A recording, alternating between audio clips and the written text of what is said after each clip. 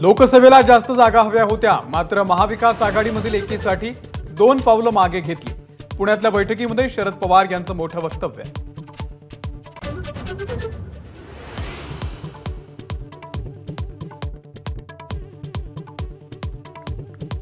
OBC आंदोलकांच्या शिष्टमंडळासोबत सरकारची आज संध्याकाळी सह्याद्री अतिथीगृहावरती बैठक। मुख्यमंत्री आणि उपमुख्यमंत्र्यांसह छगन भुजबळ, गोपीचंद पडळकर उपस्थित राहणार।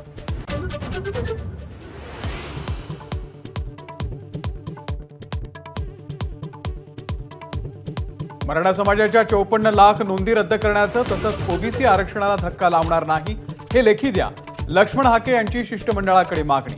आंदोलनावरती ठाम।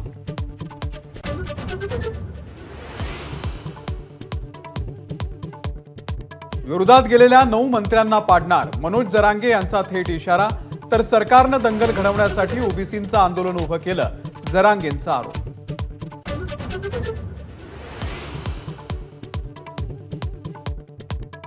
पोर्शे कार अपघात प्रकरणामधल्या अल्पवयीन मुलाला बेकायदेशीररित्या डांबल्याची याचिका, कोर्टानं राखून ठेवला निकाल। मुलाच्या मानसिकतेवरती परिणाम होऊ शकतो, कोर्टाचं निरीक्षण।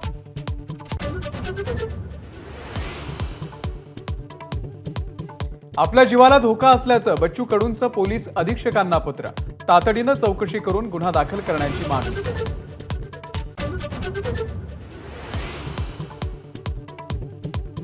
महाराष्ट्र भाजपच्या प्रदेश कोअर कमिटीची आज बैठक, विधान परिषदेच्या जागांसंदर्भात होणार चर्चा।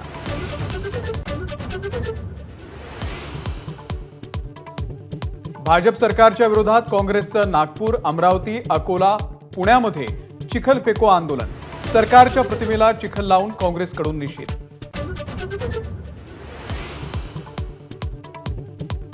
राष्ट्रवादी काँग्रेस शरदचंद्र पवार पक्षाच्या खासदारांची आज पुण्यामध्ये बैठक। शरद पवार मार्गदर्शन करणार, विधानसभा निवडणुकीची रणनीती ठरवणार।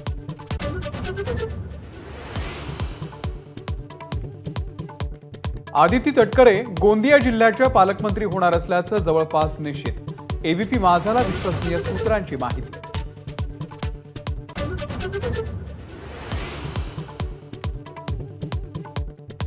विधान परिषद निवडणुकीमध्ये महायुतीनं एक आदिवासी उमेदवार द्यावा, मंत्री धर्मराव बाबा आत्राम यांची मागणी।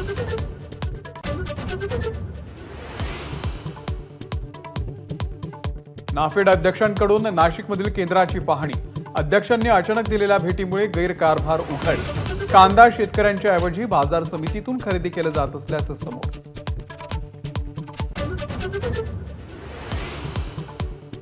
देशभरामध्ये योग दिनाचा उत्साह, पंतप्रधान नरेंद्र मोदींसह नेते आणि अभिनेत्यांची योगासनं। तर लडाखमध्ये सुद्धा हाडं गोठवणाऱ्या थंडीमध्ये जवान आणि शाळकरी मुलांचा योगाभ्यास।